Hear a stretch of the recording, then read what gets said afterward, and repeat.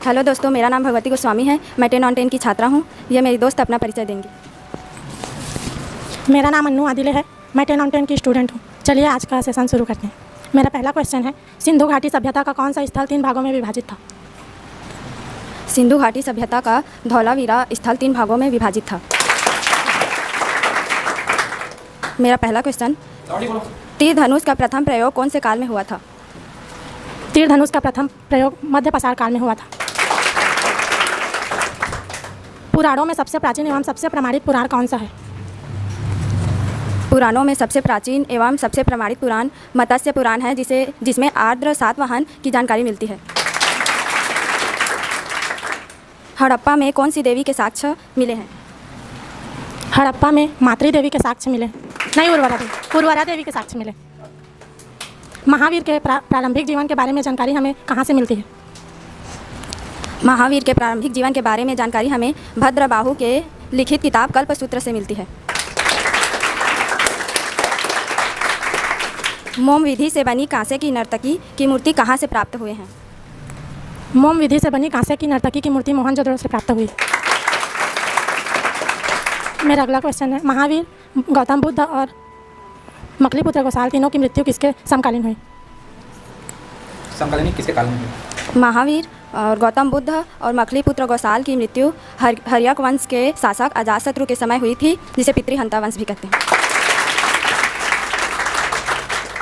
कौन सा स्थान सरस्वती नदी के किनारे है?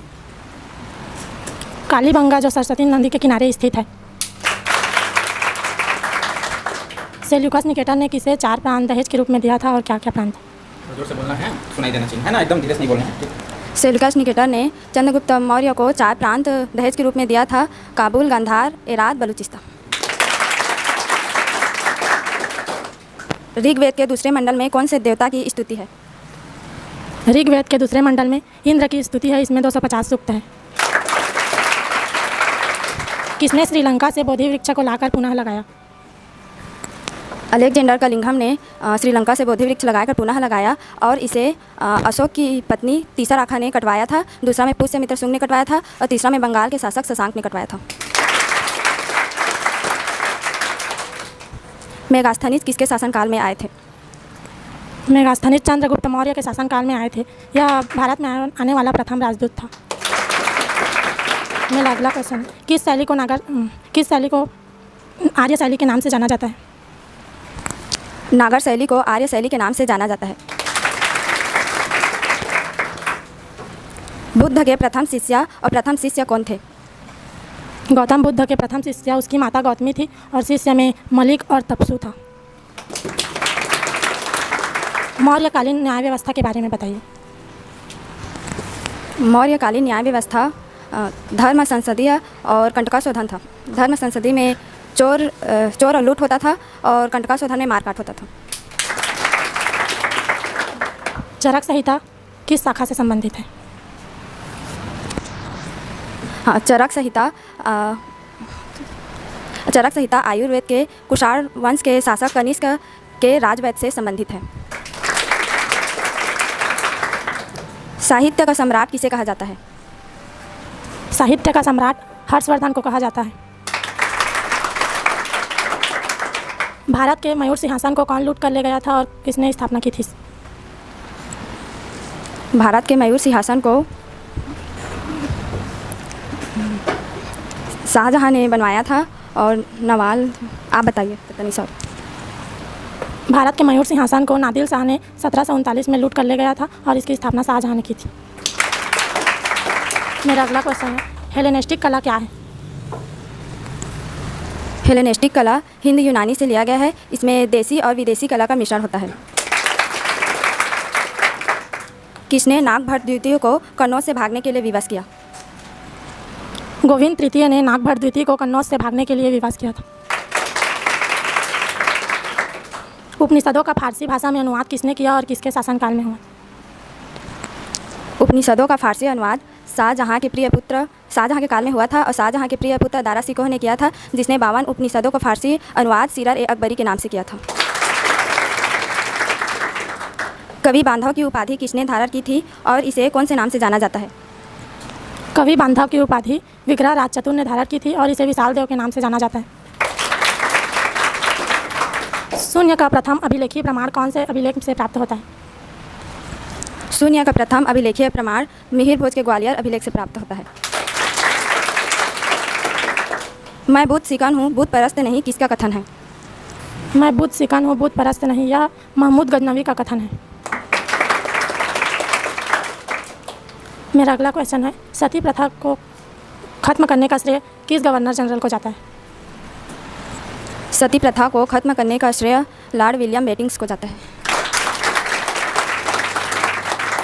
दिल्ली सल्तनत के किस शासक ने अपने आप को खलीफा घोषित कर दिया था? दिल्ली सल्तनत के शासक मुबारक शाह खिलजी ने अपने आप को स्वतंत्र घोषित कर दिया था। खलीफा। हंटर कमेटी में कितने सदस्य थे? हंटर कमेटी में 8 सदस्य थे, जिसमें 5 अंग्रेज और 3 भारतीय थे। 1907 में सूरत अधिवेशन के अध्यक्ष कौन थे? 1907 में सूरत अधिवेशन के अध्यक्ष श्री राजगोपालाचारी थे। राजबिहारी घोष थे।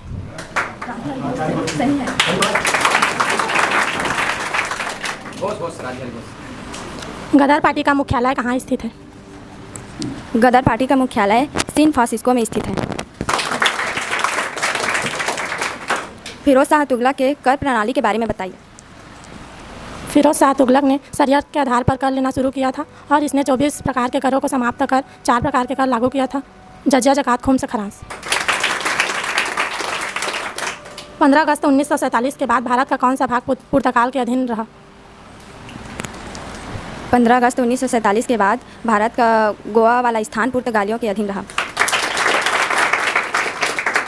1857 की क्रांति में जगदीशपुर के शासक कौन थे? 1857 की क्रांति में जगदीशपुर के शासक कुंवर सिंह थे। क्वेश्चन खत्म। हाँ चलिए, इसका बच्चा है। मेरा लास्ट क्वेश्चन है, किसने जेल से भागकर आज़ाद दास्ता नामक संगठन बनाया? जयप्रसाद नारायण ने जेल से भागकर आज़ाद दास्ता नामक संगठन बनाया। कौन? जयप्रकाश नारायण। इसके बारे में बता दो। हमारा सेशन यहीं पर ख़त्म होता है। आई होप आप लोगों को हमारा ये वीडियो पसंद आएगा, इसलिए हमारे यूट्यूब चैनल पर बने रहने के लिए लाइक करें, सब्सक्राइब करें। और मैं क्लास के बारे में कुछ बोलना चाहती हूँ। हमारे क्लास में पढ़ाई तो बहुत ही उच्च लेवल का होता है, लेकिन हमारे राज सर जो हैं वो हमें बहुत अच्छा मोटिवेशन देते हैं, मार्गदर्शन देते हैं। और अपने से हमारे राज सर अपने से जितना अनुभव किए हैं उतना अपने बच्चों को बताने की, हर छोटी से छोटी बातों को बताने की कोशिश करते हैं, जिससे उनसे आगे भविष्य में कुछ गलती ना हो। और इसलिए आप 10 on 10 कोचिंग क्लास ज्वाइन करें, अपने पढ़ाई को नया आयाम दें। धन्यवाद।